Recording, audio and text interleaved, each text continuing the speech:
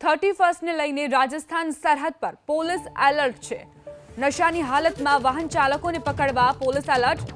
અરવલ્લીમાં રાજસ્થાનને જોડતી ચેકપોસ્ટ પર સઘન ચેકિંગ કરાઈ રહ્યું છે।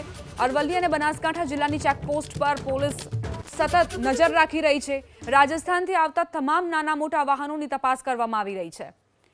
રાજસ્થાનને જોડતી જિલ્લાની 8 ચેકપોસ્ટ પર આ જ રીતે પોલીસ એક્શનમાં છે, એલર્ટ છે। રાજસ્થાનમાંથી આવતા જતા તમામ નાના મોટા વાહનોની અહીં તપાસ કરવામાં આવી રહી છે। રતનપુર, ઉંડવા, કાળિયાકુવા સહિત બોર્ડર પર ચેકિંગ કરાઈ રહ્યું છે। 31 ને લઈને જ દારૂની હેરાફેરીને રોકવા માટે પોલીસ આ રીતે સજ્જ છે।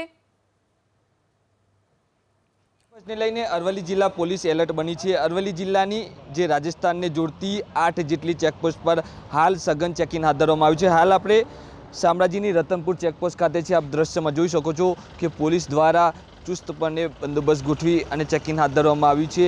31 અને આવતીકાલે આવનારું 2024નું વર્ષ જે રાજસ્થાનની અંદર પાર્ટીઓ કરવા જતા હોય છે, ત્યારબાદ નશીલો પદાર્થ લઈને ગુજરાતની અંદર ઘૂસતા હોય છે, ત્યારે આજે નશીલો પદાર્થ ગુજરાતમાં ન ઘૂસે તે માટે અરવલ્લી જિલ્લા પોલીસ એલર્ટ બની છે।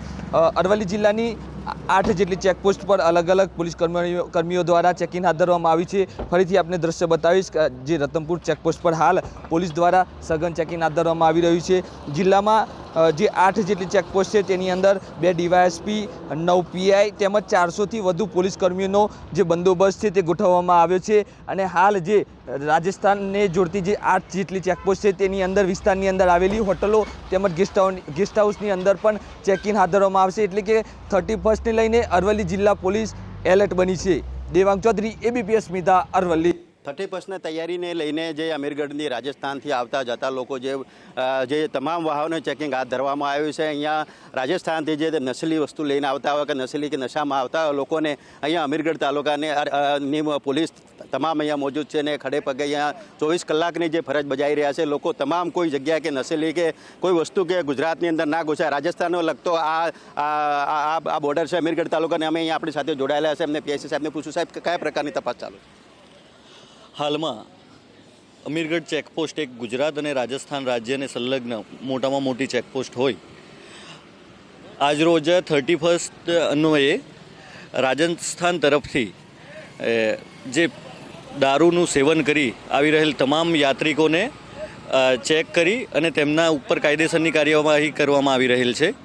દારૂની સેવનને ઉપરાંત જે દારૂનું વહન કરતા હોય છે, નાર્કોટિક્સનું વહન કરતા હોય છે, હથિયાર છુપાવીને લાગતા હોય છે, તો એ અંગેનું પણ સઘનમાં ચેકિંગ કરી અહીંયા આગળ કાર્યવાહી કરવામાં આવી રહેલ છે।